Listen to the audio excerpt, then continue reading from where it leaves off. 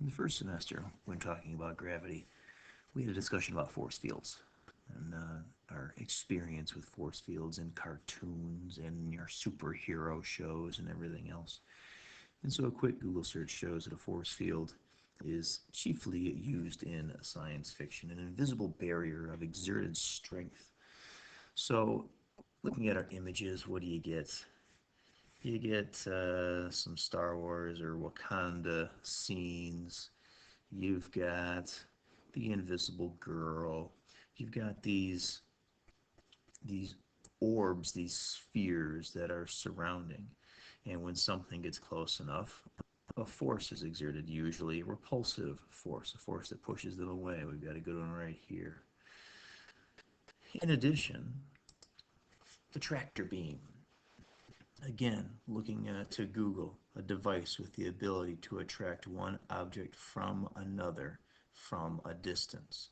And so if we look at our images, it's usually going to be spacecraft. Okay, so we've got some Star Trek. I'm not uh, I'm not all that versed in my Star Wars mythology, but I do believe that there was a tractor beam involved with the Millennium Falcon and the Death Star, and there was a tractor beam with Princess Leia's original ship. What is a tractor beam? It simply reaches from afar and pulls things in, and so you might actually see some kind of a light or whatever. We get people being abducted, right, being pulled up by some invisible force. So the force field and the tractor beam, these are two examples where they have a lot of use in science fiction, and because of its use in science fiction, people just assume that that's just fake make-believe stuff. But what we learned in the first semester in talking about gravity is that a field is simply an area or location where one of our long-range forces, one of those four universal forces, will act. In the example we did before was gravity. A gravitational field is where you're going to get a force of gravity if you have a mass present. Basically, if there is something there to be pulled by gravity, it will. If there's nothing to pull, there is no actual force, but the field remains. So, in looking at our Google definition for a gravitational field, the region of space surrounding a body in which another body experiences a force. That sounds awfully similar to our fake electric field and tractor beam definitions. An electric field, a region around a charged particle within which a force will be exerted. A magnetic field, a region around a magnetic material. So we keep looking at a region surrounding some object where there could being the underlined word there could be a force. What's going to be required for a force? Simple. Another object on which to pull. If it's gravity, I have one mass pulling another mass. If it is electric fields, I have one charge pulling another charge. If it's a magnetic field, it's one magnet pulling on another magnet. So we see a lot of similarities here. Not only that, just going over to images, I've got all these arrows coming in. I've got these circles kind of surrounding the Earth. As I kind of go down, if I do my electric field, images, I got all these arrows.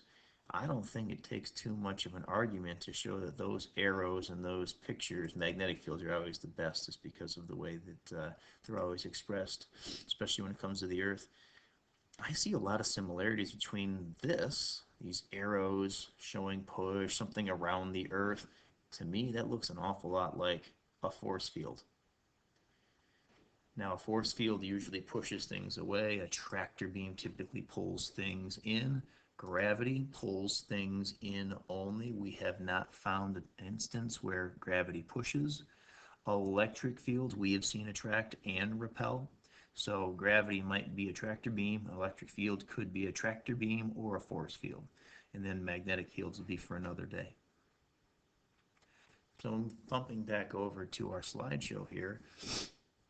Our field is where our universal force could act. In this case, gravity or an electric force.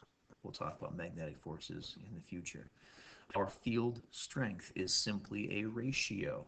How much force am I going to get in newtons compared to the amount of material I have that is being pulled? For example, for gravity, our gravitational field strength, we did a lab with this. We did a bunch of spring scales and masses, known masses, and we found that we got a nice straight line. When I doubled up the amount of mass I had, we had twice the amount of gravity, and the slope of that line was 9.81. We recognize that as the acceleration due to gravity, and so we always called it 9.8 meters per second squared. But that lab actually showed us that the unit is a Newton per kilogram. I get roughly 10 newtons of pull from the Earth for every kilogram that the object has. So if I have a 5 kilogram object, the Earth will pull on it, 5 times 10 will pull on it with 50 newtons. If I double the amount of mass and have 10 kilograms, then the Earth will pull on it with twice the strength, 100 newtons. So that's what that 9.8 actually represents. It's the gravitational field strength, and it just so happens, because mass is involved in such a way, it just so happens to correspond to the gravitational acceleration as well. Now, as I scroll down a little bit here, electric field. Now, I didn't have a way to do this when I made these notes originally a long time ago, but our electric field here, where my cursor is going to be a capital E, and we always put a little vector arrow across the top. So as you can see, my red E right here, that's how we draw, or that's how we express an electric field. It's a capital E and that little arrow across the top. I think I've talked about that arrow in the past when it came to let's see, I believe it was momentum when we talked about it. Every vector should have that little arrow across the top. And I admittedly, by choice, am lazy with my vector arrows, except when it comes to electric fields and momentum. So there's a few times where I'm pretty good about that. Our electric field, it can push or pull a charge, it can attract or repel. And so what we'd say is that an electric field is simply the space or the location, the area around some kind of a source. So it is the cause behind the electric field. Stepping back and talking about gravity again, anything that has mass has a gravitational field. The bigger it is, the stronger the field is, but everything has a gravitational field, even you or I guess it'd be you or me. Anyway, the space around a charge. So if I have some charged object, whether it's a piece of tape, straw, styrofoam, that could be my source. And the area directly around that object has this electric field. You bring in some other charged object, and you are going to experience some kind of an attractive or repulsive force. We're going to call this our test charge. Sometimes it's referred to as Q1, sometimes it's referred to as a big Q. It doesn't matter, it's up to you. You got to have a second charge. Two objects. Newton's third law says you got to have two objects, a pusher and a pull and a push E, right? An action and a reaction. So you always have to have two. So if I have my source, I have a field, but I don't have a force yet. Once I get my second test charge, as we call it, now we're going to get a force. Our test charge is typically called Q2 or lowercase q. I think of the big Q as the source kind of sitting there and little q as the test charge being moved around. So we have our equation here for Coulomb's law. That's old for us. So we got our Coulomb's law equation, and if I scroll down a little bit further here, what I have here, our force to charge ratio, the amount of force per charge. So instead of a Newton per kilogram for gravity, we have a Newton per Coulomb. So how much force do we get for every Coulomb of charge for our test charge? Now, if you recall, 1 Coulomb is a very large amount of charge, so we would expect a lot of force if we had 1 single Coulomb of charge. So for that reason, don't be surprised to get large values for an electric field. We're talking in the thousands, pretty common. 2,000 newtons per Coulomb or 10,000 newtons per Coulomb. That's definitely something that we'd probably see. So for the equation, the electric field is equal to force divided by charge. Now, typically for an equation sheet, you wouldn't see the little subscripts that I have here, but I have them in here for a reason. So the electric field caused by object 1 can be determined by looking at the force felt by object 2. Why don't you put F2 here? Because this is the force between object 1 and object 2. So it's the force for each of them. So the force felt by object 2 tells me just how big object 1 must be. Just like if you went to a mystery planet and you realize you felt 5 times heavier. Like, wow, I feel 5 times heavier. That tells you something about the new planet you're on. So the force felt by object 2 tells us something about how big object 1 must be. So if we rearrange the equation solve for force, this is similar to gravity. The gravitational field of the Earth is equal to the force of gravity felt by me divided by my mass. It's a ratio. It's a ratio. Rearrange it. Fg equals mg. It was our first force equation right here. First one ever. This one takes the same shape. I even make sure I put my test particle Q, test mass M, field E, field G. I always make sure I do the same format. So test particle and then the field. Combining the two equations. So I've got force and force. Put them together. What happens? Q2 cancels out. And when Q2 cancels out, I get the electric field caused by object 1 depends on object 1 and how far away we are. That makes sense. If I knew, and I know we do know, but if I knew the stats of the Earth, I can calculate how strong the gravitational field is, that 9.8. Or I can just grab an object that I know and say, let's see how much force it feels. Same thing, I can figure out how much force some test charge feels, or I come down here and say, you know what? I know how much charge I have. I should be able to figure out the field surrounding that charge. So slight differences between Q1 and Q2, and that just comes with reading through the notes, making sure you understand, and asking questions as needed. Now, one thing about a gravitational field is that it's easy. It pulls in, always. That's all it does is attract. Again, we have not found an example where it doesn't attract. However, for a charge, we know that we have an attraction or a repulsion. Since we have an attraction or a repulsion, getting a direction for our electric field, which is what this little arrow here represents in the first place, is going to be a challenge. So what we have to do is we have to basically make a rule, make a definition. And long, long ago, the scientists made the rule and the definition for us. And even though as we go through, we kind of realize that they kind of made a slight error in maybe how they chose to do things. It doesn't matter, it still works out for us. So by that definition, the electric field points in the direction that a positive test charge would move if you placed it at rest.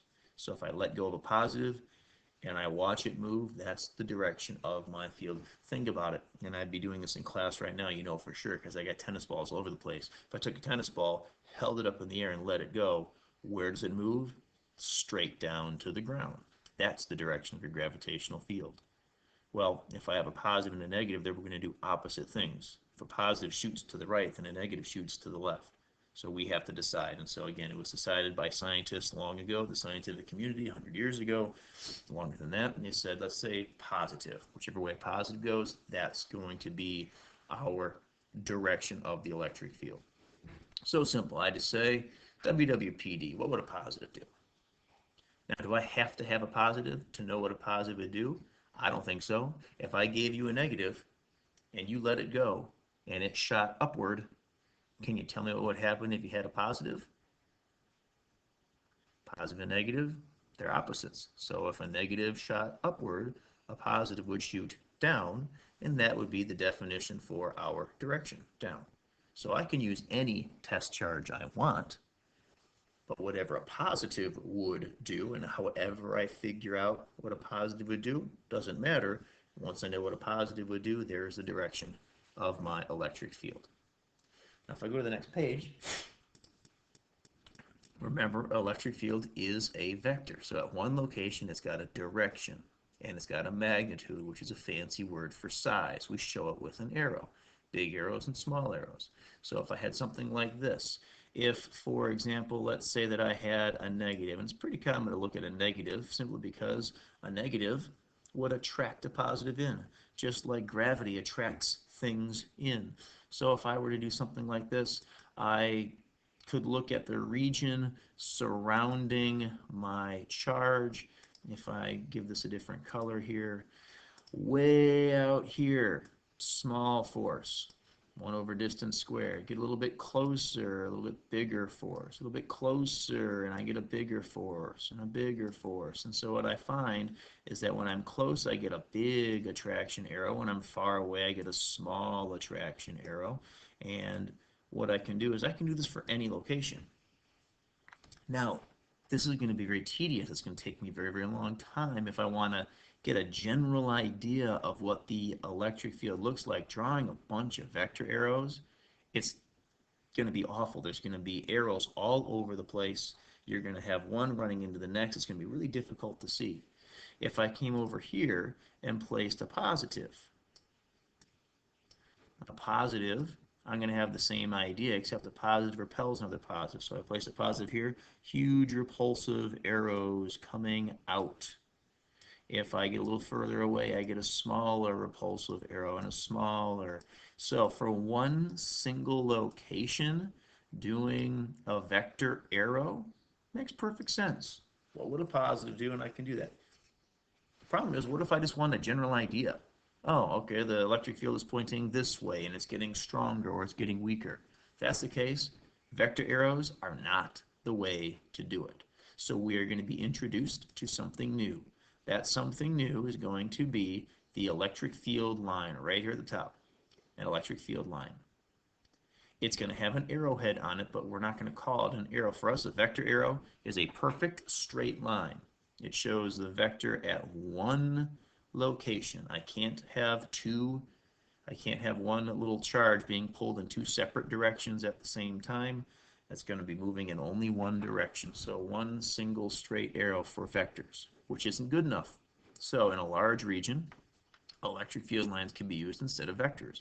So here I have some examples. I've just got 4 generic arrows pointing away from a positive. I've got 4 generic arrows pointing in towards a negative. What would a positive do? Noticing right here, I've got twice the charge. If this is a +1 and this is a +2, we know from our equation we should have twice the field. How did I show that? I drew twice as many arrows. I didn't draw them any longer. I just drew more. Visually speaking, I think, seeing the difference right there, I think it's very clear that, wow, there's definitely more going on here than there is over here. I can do 2 charges at the same time. What if I have 2 charges here and here? Okay, well, a positive will be repelled away, but it'd also be pulled over this negative, and I can definitely see a positive maybe following this path right here all the way over. Same thing down here, around and across. So the nice thing about an electric field line is that I can show curves. Vectors can't be curves. This one can because it's not a vector. So how did I show a stronger field? I drew more arrows. But what happens if I have just one picture? I know it's going to be strong here when it's close, and it's going to be weak farther away. Those little black dots represent being close and far away, and I know there's going to be a difference there. Well, not only is it just how many arrows I draw, but basically it's how close are my arrows. So if I bring this down for a second, the lines are going to show the path of a charged particle in an electric field. I know that a positive would go with the arrows and a negative would just simply go against the arrows. Arrowhead shows the direction of a positive charge, WWPD. The field strength is shown by the line spacing. So if I drew more lines, they're stuck together closer. Look at how close together all my arrows are because I drew 8 instead of 4. The spacing between the lines is actually what is showing us the strength. So if I look at one single picture, my arrows are closer together here, further away here, further away over here, so I can see that the lines are getting farther and farther apart. If I have a uniform electric field, we call that a constant. Simply means you have some kind of a large source, or basically you're really, really, really close to some source. from space. This is what Earth would look like, right? Gravity pulls in. As I get closer and closer to Earth, gravity gets stronger and stronger and stronger. If I zoom in, this is what it looks like. If I go to our physics classroom, this is what the Earth looks like to us. It looks flat. Join the society if you want. But it looks flat, which means all of our gravity arrows are going to be pulling straight down in our classroom. So is the Earth big compared to us? Yes. Compared to the universe? No. So it's a relative idea. So as long as I'm really close to something, it will appear to be big. So it's caused by a large source. And if spacing shows me strength, parallel lines means same strength, same spacing. Only one equation can be used. So that's a good thing, the easy equation. The force is equal to the charge of the test particle. Notice I dropped off our subscripts here like I told you I would. So the test charge being pulled by the electric field. A charge can't push itself, so this isn't field caused by charge Q. No, this is charge in our electric field. You have to be given this value, or you can be given the force and the charge. Of course, give any two values, find the third, but basically you cannot use kq over d squared for this because you're not looking at a small source anymore. You're looking at a large source producing all these lines. The d squared doesn't matter. Think about it in class. My classroom, gravity 9.81. Upstairs in the library, gravity 9.81. Go to the top of the bleachers, 9.81. Fly to Denver, 9.81. It's the same everywhere. It doesn't matter how far away from the Earth you are because we're so close. You got to start reaching up into space before you start getting a change. Mount Everest, 9.79.